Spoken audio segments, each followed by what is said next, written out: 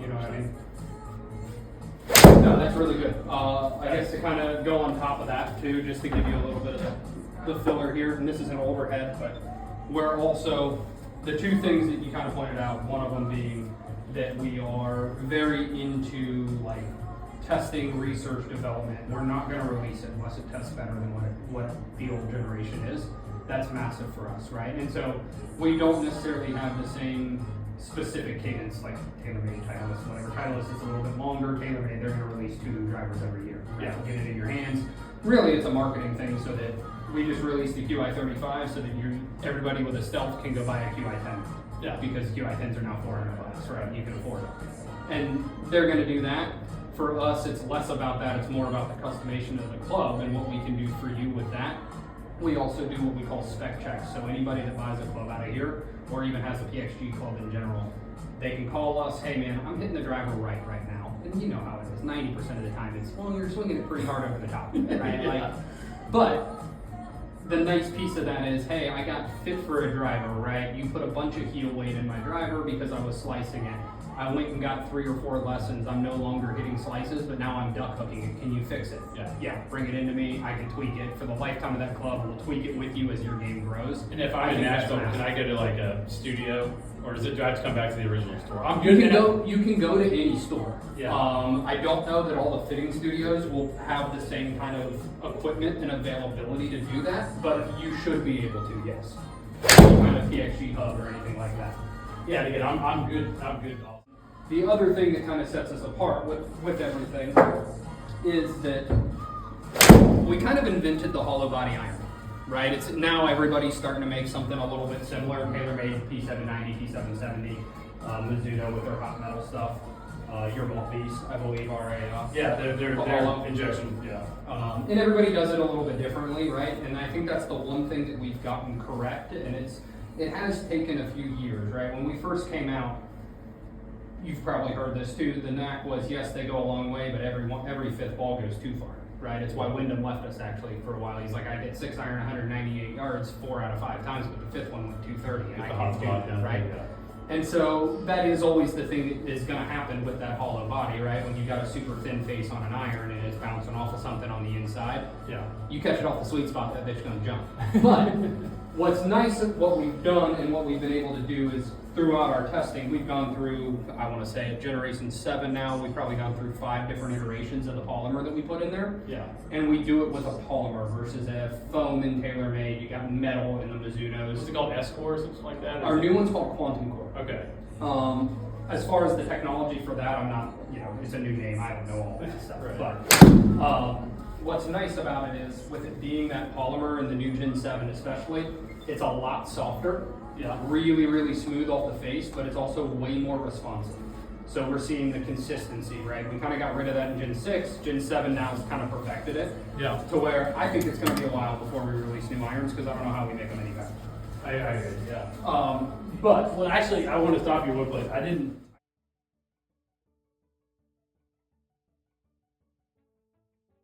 Let's work. So, like, you want to talk about these 4 real quick? yeah, let's just kind of take a peek here. Okay. And I'll kind of walk you through the what I look at on the TrackMan. So all of us do things a little bit differently. It's the nice piece of fitting is that we all, we might end up in the same kind of situation, but we might get there in a little different way. I like to look at, especially with my background in playing, is not only, the thing that you hit the furthest or what's the best on paper and all that, but what are you also going to take out outside that's going to correlate into playing better golf? Because that's really what the goal is, right? It's whether it's gaining 10 yards or gaining 10 feet of height or whatever that is, the goal is I want this to drop my handicap when I go outside, right? I want to get used to it and be better with this than what I had. And so I like to carry a lot of that over. So, if my ideal apex for you is 100 feet in the air, but you say, Jake, I don't know, I play in Nashville, it's awfully windy a lot, and I'd rather apex it at 85 and be able to hit the high one when I need to, then we'll make that adjustment, right? Just because I think something's right for your game as a good player, you might play a little bit of a different game than the way that I play the game, right? And so that's something that I always like to keep into consideration. But I do use the optimizer on TrackMan a lot. So the only piece that we got to look at on the optimizer here is spin. 100%. Because you're going to spin it about 1,000 more off the grass than you spin it off the mat. And so usually kind of wanting that spin at the bottom end of where we want on the optimal is really good. The other thing I do like to look at, obviously this is a little bit more dependent on who we're talking about, but making sure, you know, as we get into, like if we're looking at XP irons or Black Ops irons or something like that, they're a little bit loft jacked, you know, and we want that ball speed to be a little bit higher than where we're at, right? This is going to read everything off a 35-degree 7-iron, which I don't know that anyone's played a 35-degree 7-iron since Corey Pagan. That's right. So yeah, this is 32 and a half. I figured that's I think I played mine at 33 or 32 or 33. So even there, even your tour guys are playing 33s, maybe some 34s, but not very many even there, right? Just because of spin rates and making sure we get the things correct. So we should be at the top end in our ball speed. Okay. And then the other thing we talk, attack angle, spin loft, that's all you. That has nothing to do with me. Obviously, you make great swings, so we don't have to worry about that. But I really focus on these four as we go over here.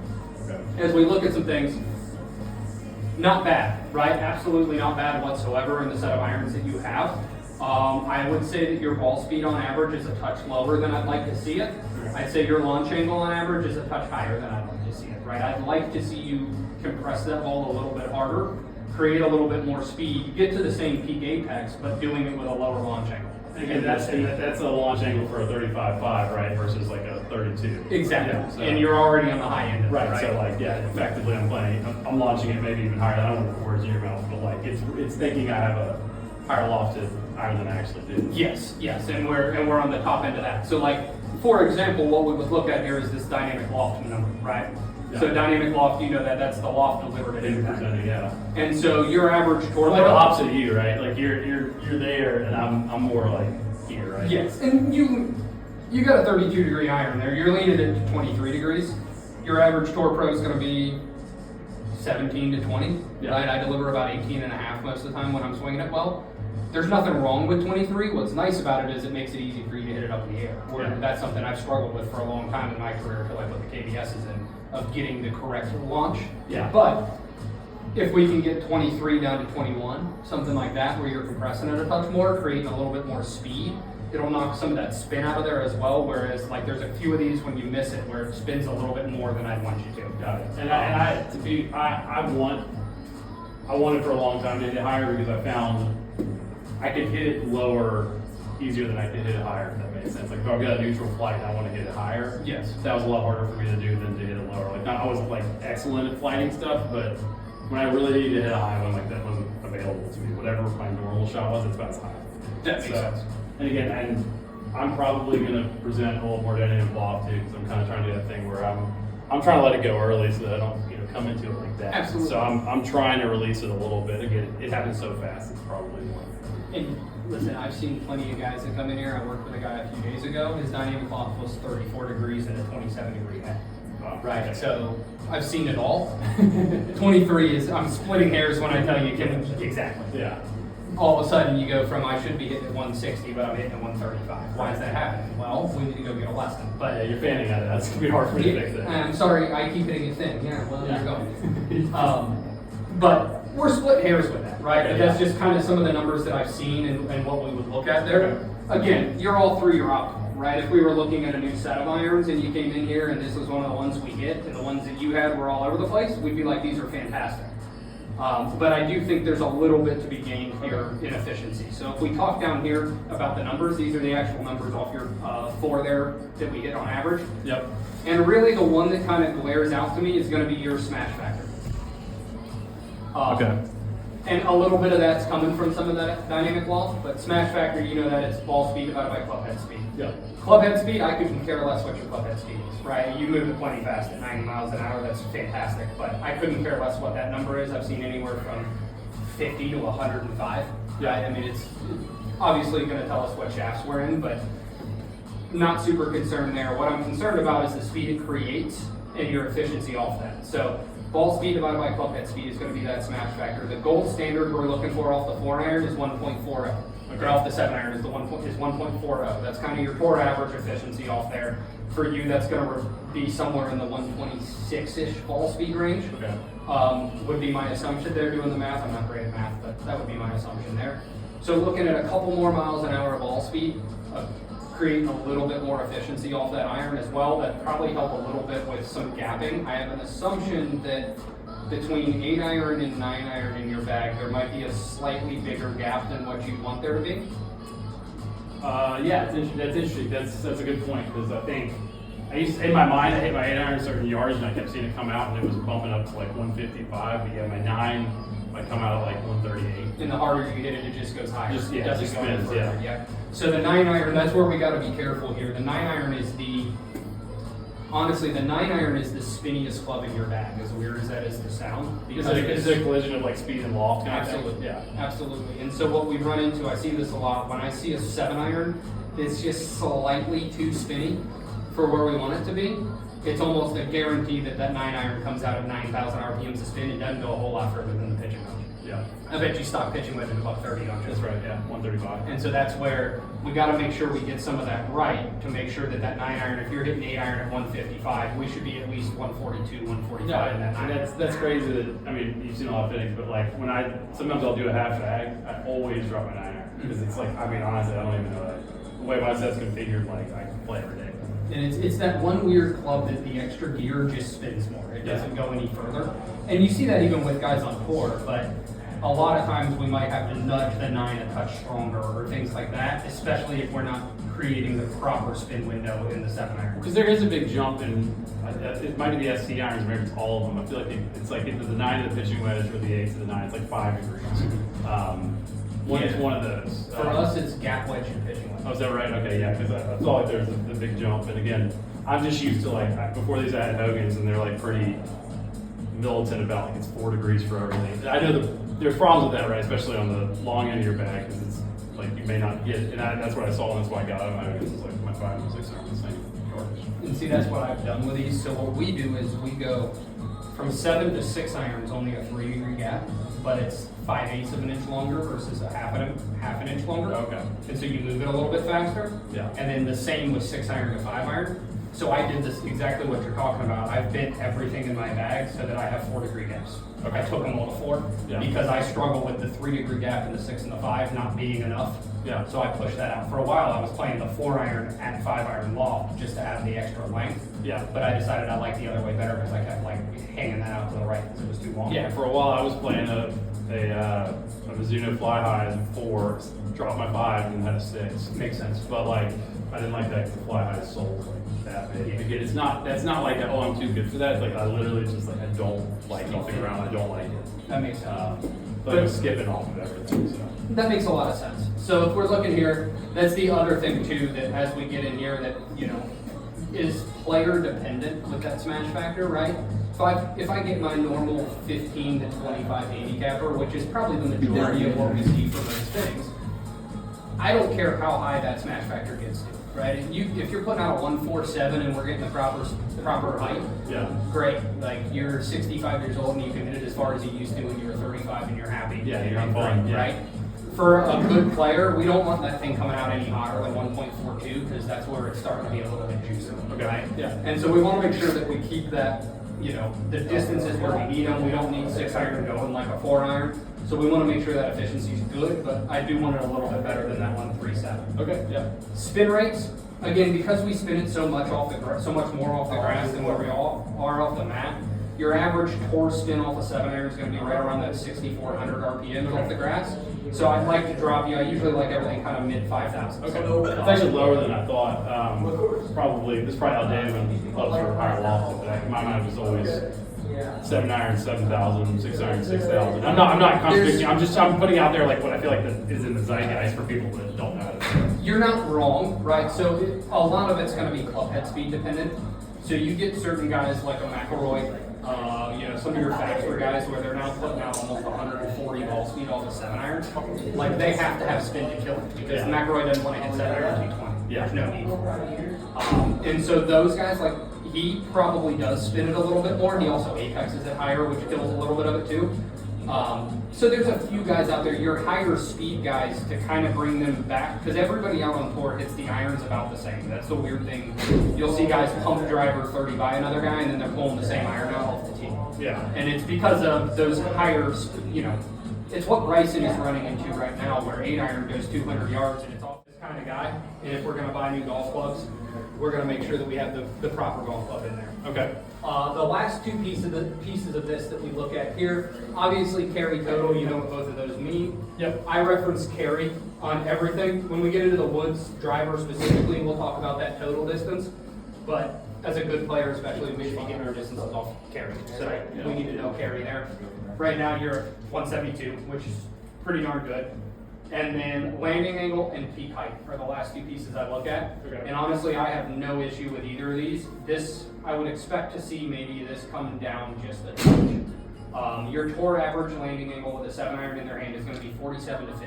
Okay. You're at the top end of that right now, which tells me we're just, because we're not quite at tour speed, We're not hitting that far right now. we shouldn't, that's a touch float. Launching a little high, yeah, but don't have the kind of speed and spin back Yes, down. in a dome, you're perfectly fine. We get 10, 15 miles per hour wind, harder to control that golf ball in a stock shot. That tracks. I mean, yeah.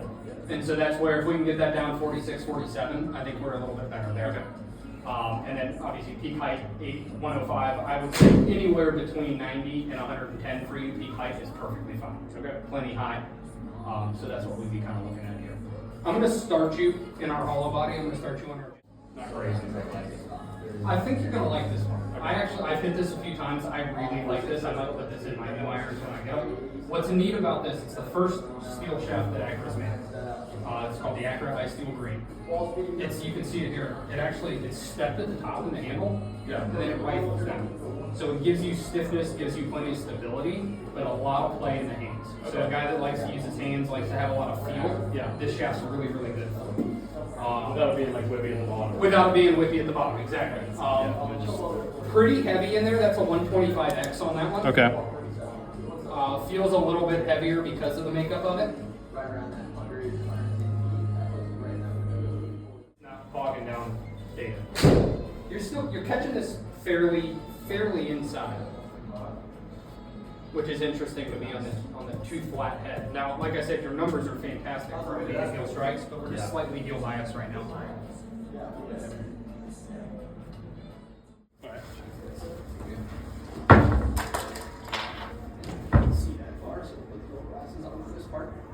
So if we're kind of looking at average, right, we look at your gainer here.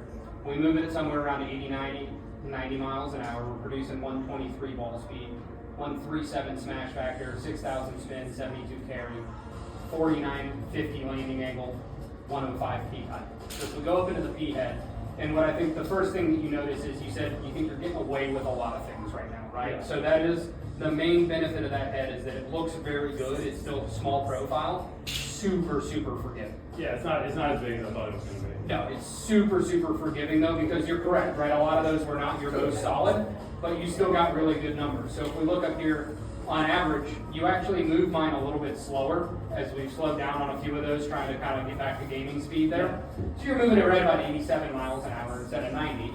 You're still producing 121 miles an hour ball speed off that, even though you're moving it a little bit slower, right? So we haven't really had a super decrease in ball speed, even though we've lost about 3 miles an hour at club head speed. Yeah. So that's pretty important. We're up to that 139 smash factor as well. We've got two 1.4, three 1.4s, a 1.43 in there. Yeah. Whereas if we look at yours, we only have one 1.4 in yours, right? And yours spun a lot when you went Still landing above 45 degrees. Absolutely. Yeah. And so what that tells me is the more solid you hit yours, the higher and the floatier it becomes, right?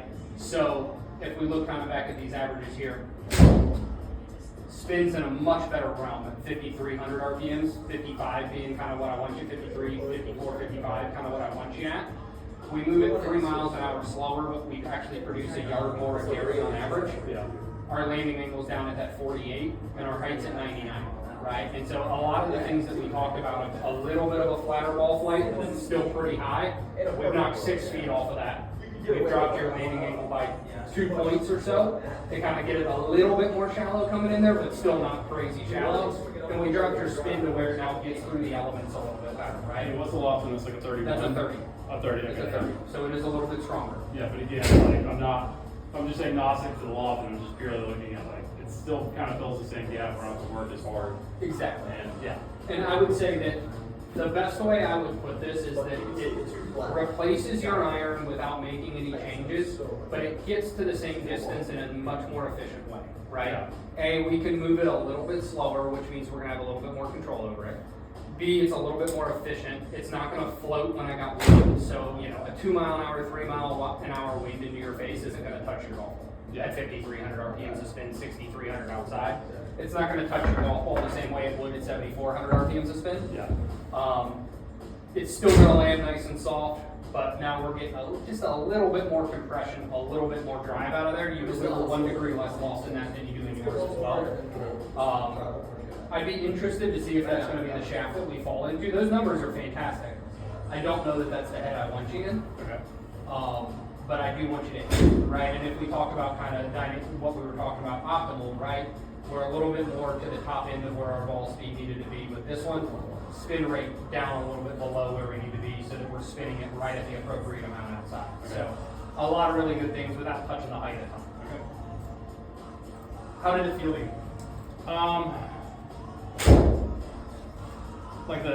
I felt like everything kind of comes off the same a little bit, so like lack some feedback, which again, that's fine. Like I can still tell where I hit it, but definitely felt and looks bigger. Yeah. Again, I don't have a problem with that. Like again, if it's putting out the right numbers, I don't have to say like, oh, that top line doesn't suit me or what. Again, I'd worry a little bit about the width of that sole outside, but I have nothing to base that on except that like I didn't get along with a thicker sole iron like 2 years ago. Got it. Who knows? I'm going to drop you down to the T head, which is going to be very similar to what you play right now. Okay. It's a 2 degrees weaker. Okay. So it's a 32. Okay.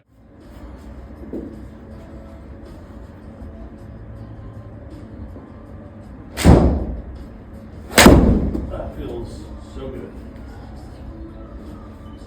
I don't know, there's just like, I don't know how to describe it. Like that just felt, maybe I just felt that one better than any of the other ones, but it's like a little more solid in a way of like, I know right where I hit that. I don't know if that's valuable for numbers wise, but it just feels like, I knew that was a good shot coming off and it just felt smooth without feeling like, oh, if I miss that a millimeter one way or the other, it's going to punish me. I think that feedback is good for a good player like you, right? Yeah. Knowing that, hey, I did that that a little tell me bit all day. Yeah.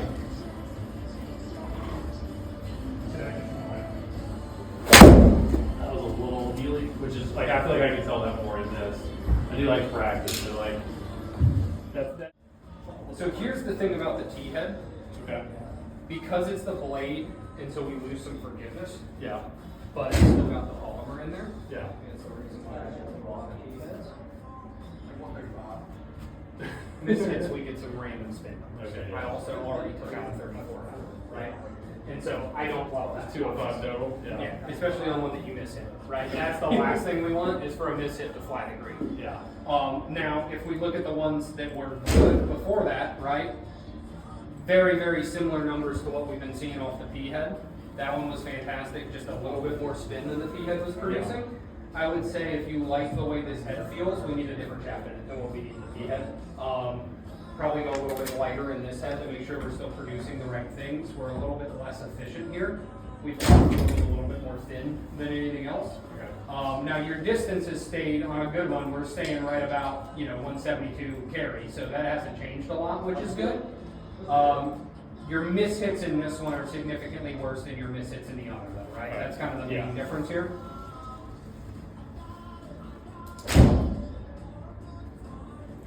Which I actually like that it's just PXG because you can get like pretty overwhelmed. Like, oh, I need to be in a player CB, and you might totally ignore like slightly different ends of the spectrum. When it's here, pretty much everybody makes a pretty good iron. It's like, can you actually find in that session what you need? Well, the thing that I like, and it's the reason when I interviewed here and a couple other places to do fittings, and the reason why I would have gotten any one of those jobs, but the reason why I wanted this one was that we're only fitting PXG, right? And that's the hard piece of fitting in just golf sales in general, is that by trade, yes, I'm more of a golfer, less of a salesman, right? For me, I just love golf, so I wanted to be in golf. Yeah. But there are a lot of us, it's a sales position, right? Yeah. We're making a commission on what we sell you guys. And so you go into one of those places that has every single company, well, those companies determine what your commission is, right? So yeah, I'd really like to pitch you to being heavy because I got a wider margin on that exactly, thing. Yeah. right. And so you take away a little bit of what the good, perfect golf club for you when I'm the salesman in the back, knowing if I sell them that driver, I'm going to make 100, but if I sell them that driver, I'm going to make 250. I'm going to make that driver work, Yeah. right? For me, it's the same commission scale on everything, right? So it makes my job a lot easier of I'm going to put you in exactly what you need, not, you know, Shrixon pays me 2.5%, Titleist only pays me 1. Yeah, and I think that's been like obviously the kind of what's out there for Club Champion or something like that. Oh, I went in there and they put me immediately in like aftermarket shafts and this and that. And, you know, whether or not that's true for every Club Champion, there's been enough out there. There's enough that's out there. kind of the. And listen, I'll be the first to tell you, at least in this bay, we're touching a lot of aftermarket shafts. Yeah. Because I do truly believe, especially for good players, the benefit of the aftermarket I'm a shaft. I'm a shaft guy. But despite what's in my fairway woods, that's embarrassing for me actually. But Hey. we don't need to talk about that. If it works, it works. Yeah.